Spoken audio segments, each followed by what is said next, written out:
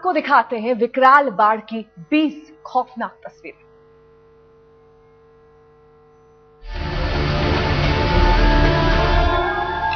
सर्वनाशी सैलाब, चौतरफा विध्वंस और हर तरफ हाहाकार। हर तस्वीर में नजर आता है कुदरत का तांडव और उसकी मार से बचने की इंसानी जद्दोजहद। देखिए पूरे उत्तर भारत में बाढ़ की कहानी 20 तस्वीरों की जुबानी। होता तो यह है कि हरि की नगर में गंगा का उफान शांत होता है, मगर इस साल जून में कुछ इस तरह हाहाकार कर रही है गंगा। गंगा की लहरें सोमवार तक शिव मूर्ति की गर्दन तक उफनती हुई बह रही थी, लेकिन मंगलवार तक पानी सिर के ऊपर से गुजर गया। शिव की मूर्ति उफनती गंगा की लहरों के बीच अंतर्ध्यान हो गई। किनारों और बांध मुहानों को तोड़ता हुआ गंगा का पानी हरिद्वार के निचले इलाकों में कहर बरपा रहा है। दर्जनों गांव पानी में डूब चुके हैं। खानपुर और लक्सर में तबाही का आलम यह है कि बाढ़ में फंसे लोगों को निकालना प्रशासन के लिए मुश्किल हो रहा है। गंगा की धार में दिल्ली हरिद्वार हाईवे को भी नुकसान पहुंचा है। पानी में बही सड़क पर जहां तहां गाड़ियां फंसी और पलटी हुई दिख रही है। ऋषिकेश में दुनिया भर के श्रद्धालुओं के आकर्षण का केंद्र पौराणिक लक्ष्मण झूला संकट में है। अगर गंगा का उफान इस तरह बढ़ता रहा तो झूले का वजूद खतरे में पड़ सकता है। लक्ष्मण झूला से होते हुए पूरे इलाके में गंगा का उफान लगातार बढ़ रहा है। गंगा के किनारे मंदिर कब बह जाएं, कहना मुश्किल है। ये तस्वीर उत्तरकाशी की है। गंगा के किनारे कल तक ये मंदिर श्रद्धा और भक्ति का केंद्र था, लेकिन बारिश के कहर ने इसे गंगा की गोद में धकेल दिया। गंगा की उफनती लहरों में जल समाधि का खतरा इसके किनारे पर बसे कई और मकानों पर मंडरा रहा है। लोग इन घरों से बाहर तो निकल चुके हैं, लेकिन बारिश और भूस्खलन की वजह से कोई भी जगह सुरक्षित नहीं।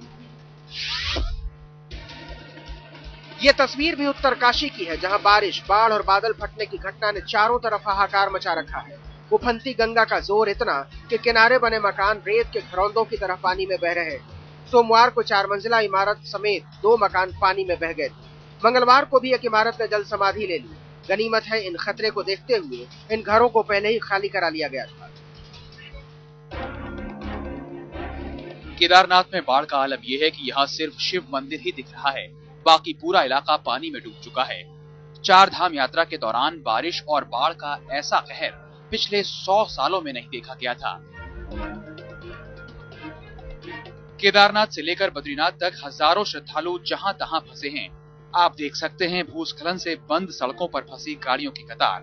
प्रशासन के मुताबिक 2,500 से 3,000 गाड़ियां उत्तराखंड के अलग अलग इलाकों में फंसी हैं।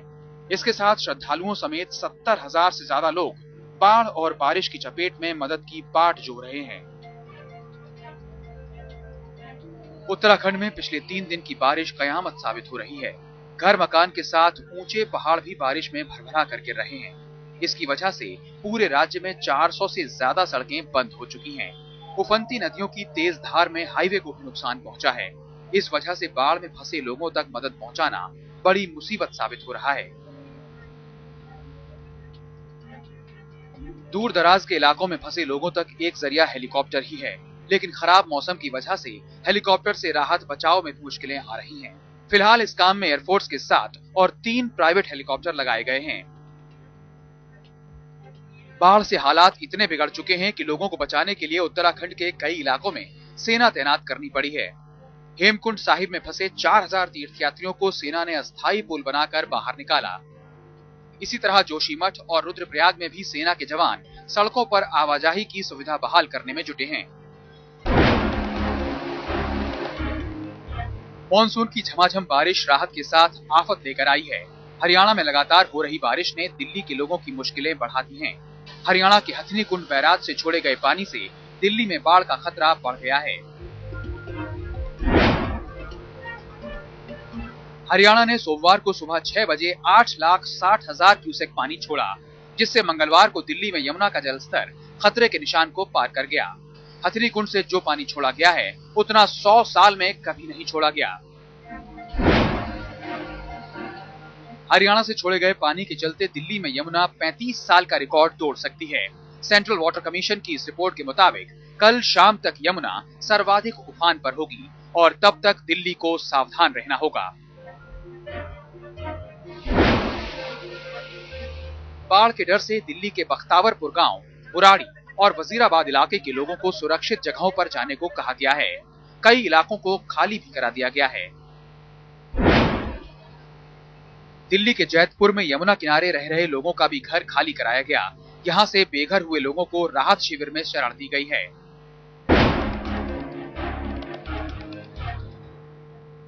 यमुना में आए उफान के बाद फरीदाबाद में भी अलर्ट जारी कर दिया गया है।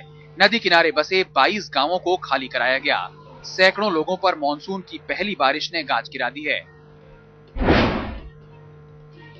ये तस्वीर है मुरादाबाद की, जहां लगातार बारिश की वजह से नेशनल हाईवे पर रामगंगा नदी का पुल धंस गया। यही नहीं, मुरादाबाद में देहरादून हरिद्वार के बीच रेल ट्रैक पर पानी भर गया, जिससे जनजीवन अस्त व्यस्त हो गया है। बारिश का कहर नवी मुंबई पर भी टूटा। नवी मुंबई के MIDC में चट्टान खिसकने से 2 मजदूरों की मौत हो गई। हिमाचल के किन्नौर में लगातार बारिश से हालत खराब है। शहर के कई इलाके पानी से पूरी तरह डूबे हैं। करीब 1,500 टूरिस्ट बाढ़ की वजह से फंसे हुए हैं।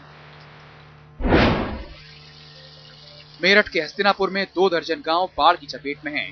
शहर से गांव तक का रास्ता बारिश की वजह से कट चुका है, जिससे लोगों का शहर से संपर्क लगभग टूट चुका है। गंगा के पानी में हजारों बीघा फसल डूब गई है और पशुओं के लिए चारे का इंतजाम भी दूभर हो गया है।